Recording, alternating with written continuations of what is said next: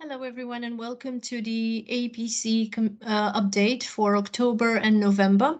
My name is Irina Varlan, and today, together with my colleague Nicola Butcher, we will walk you through the latest updates from the APC.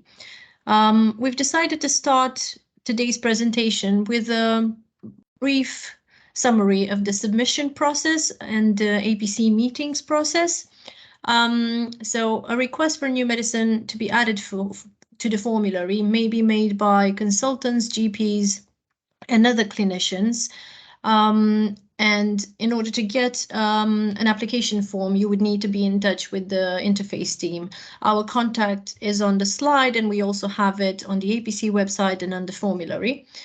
And then the APC meetings, we do meet monthly, but the workload is divided in two distinct meetings. One of them is the formulary meetings, and it looks at new medicine submissions, formulary amendments, and horizon scanning. And the other one is the APC guidelines meeting, and we review guidelines, share care protocol, and patient information leaflets. These meetings alternate each month. And this is why when one of the submissions or the guidelines requires more clarification, the process can take a bit longer. Moving on to new submissions, we've reviewed Trimbo high strength inhaler, and APC decided to classify it as an AMBER 2.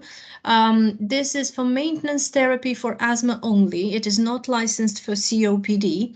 It should be initiated by a respiratory specialist, and the formulary has been updated to highlight that 2 strengths are available for asthma. The morphine sulfate orodispersible tablets under the brand of Actimorph have been added to the formulary with a green classification for palliative care patients and with a number 2 when used or recommended by the pain teams.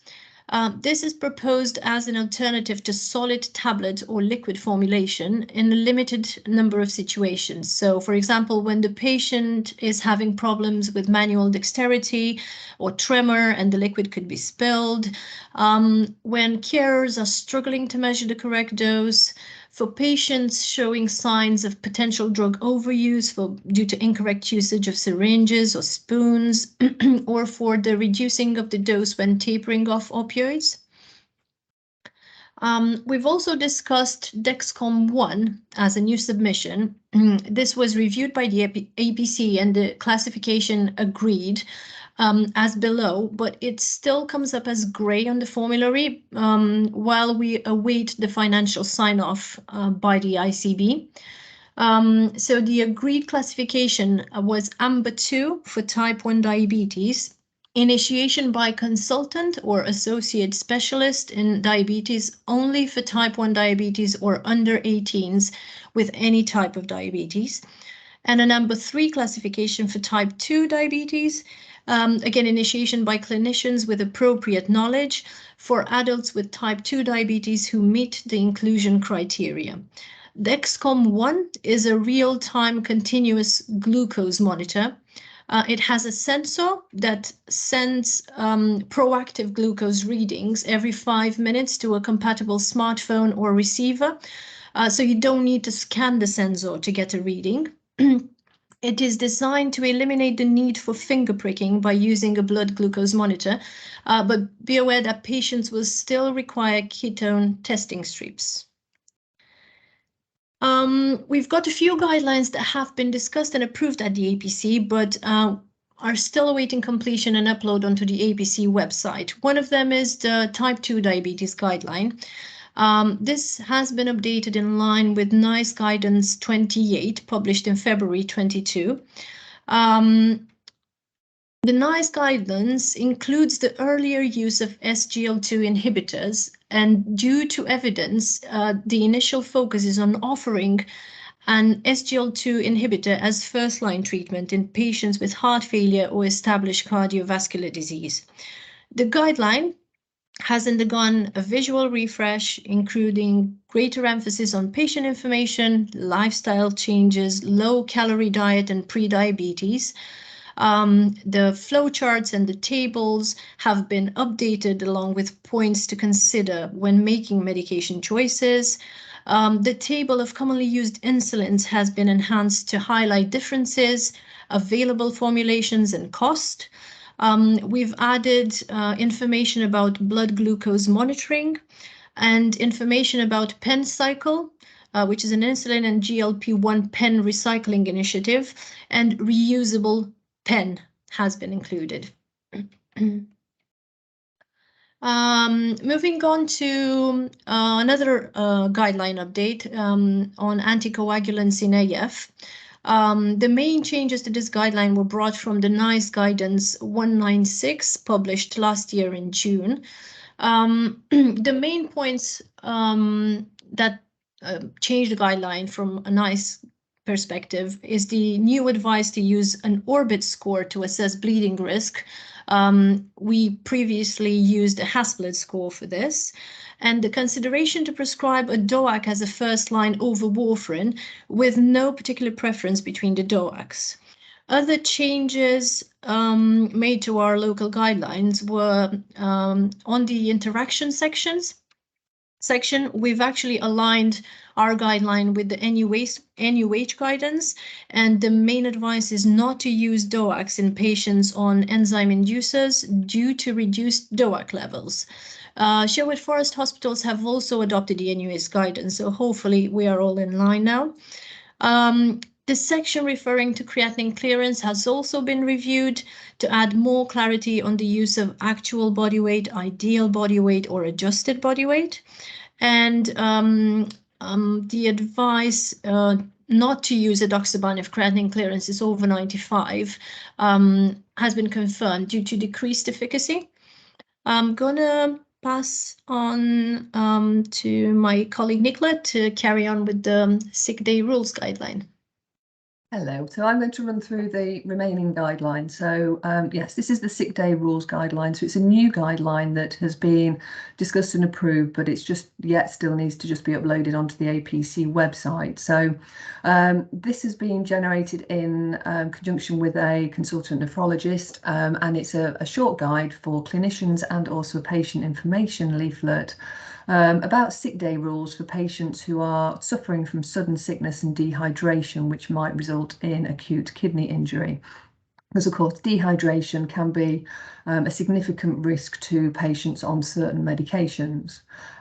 So the leaflet it can be annotated to allow the clinicians to actually add the actual medication name, and then this can then be shared, hopefully electronically, to the patient if required, or would then be a patient information leaflet for the patient to have as reference. We've now got a number of antimicrobial guidelines that have been updated. So two to mention of significant note are the urinary tract infection in children. So this guideline has been reviewed and updated because there has been a recent change to the NICE guidance. So this was updated in July 2022. There's been a change to the diagnosis section, so we have reflected this in our local guidance, and it clarifies when you should test the urine of babies, children and young people under the age of 16. The recommendation now is to dip a stick test babies and children aged 3 months to 3 years of age, and in the guidance we then give the course of action to follow depending on the dipstick results. We also give information with regards to the criteria for then sending off a urine sample as well, if necessary. We've also included information for parents to give advice on how to collect a urine sample. And then there are the various treatment options for the different age ranges as well included within that guideline. The other one that's been updated is the recurrent UTIs. So there's been a significant change in this, in that we've included methenamine hippurate as a first line alternative to antibiotics for patients who have got a recurrent UTI. As methenamine has now been reclassified as amber 3 on the formulary to allow this to happen. And this change has been made because of local usage. There's been a national trial as well, but it's to try and reduce the risk of antibiotic resistance as well and give other options for patients who are suffering from recurrent UTIs.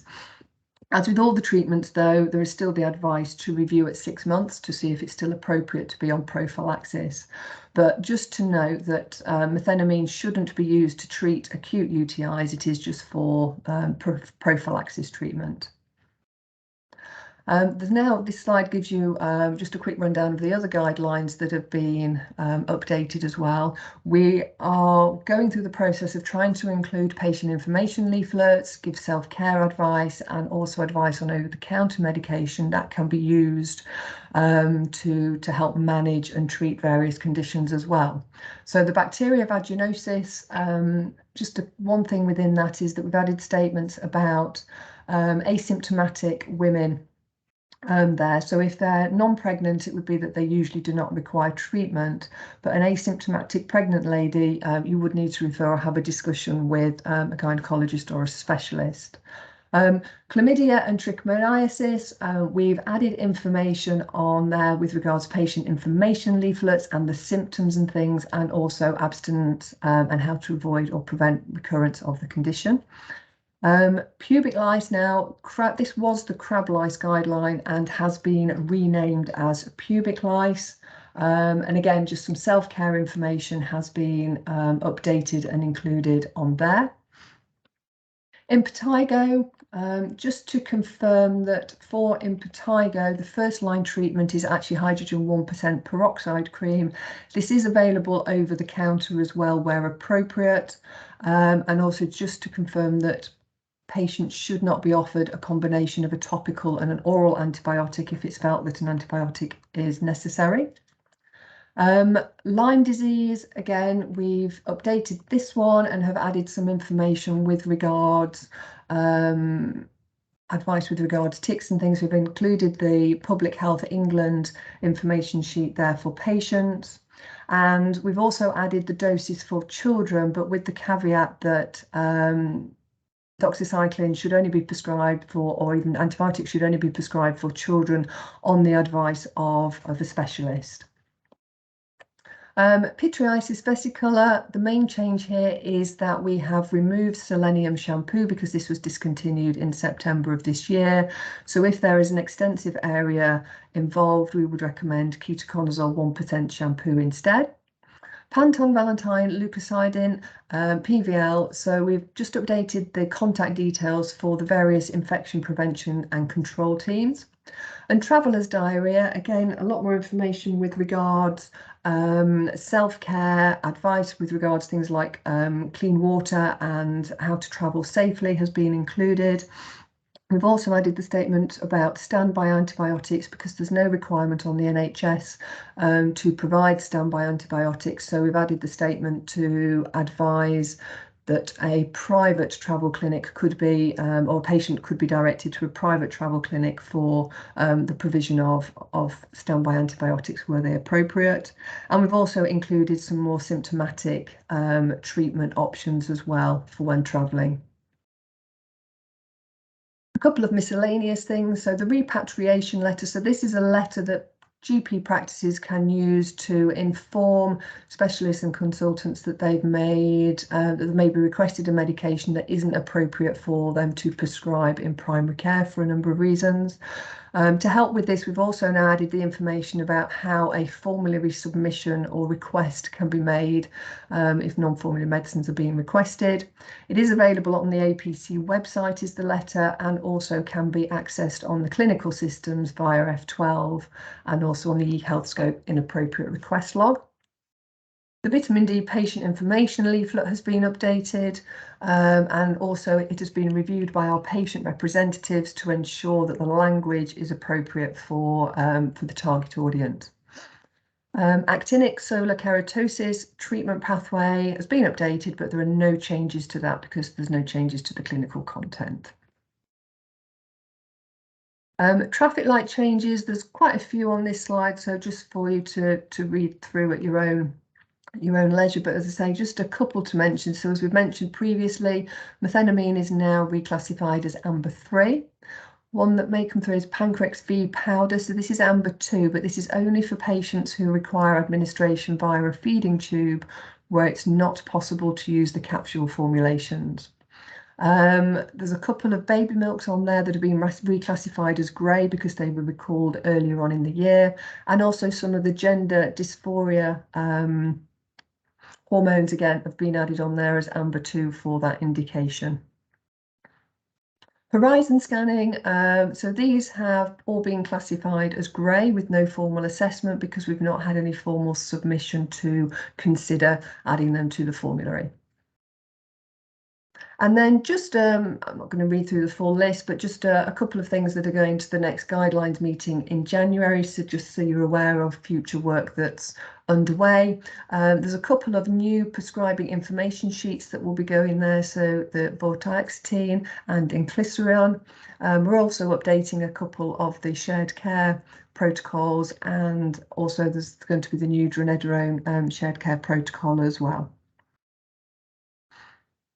And then this final slide just gives you some reference sources and some signposting to the various websites and where to obtain information with regard prescribing and the APC, and again our email address if you wanted to contact us.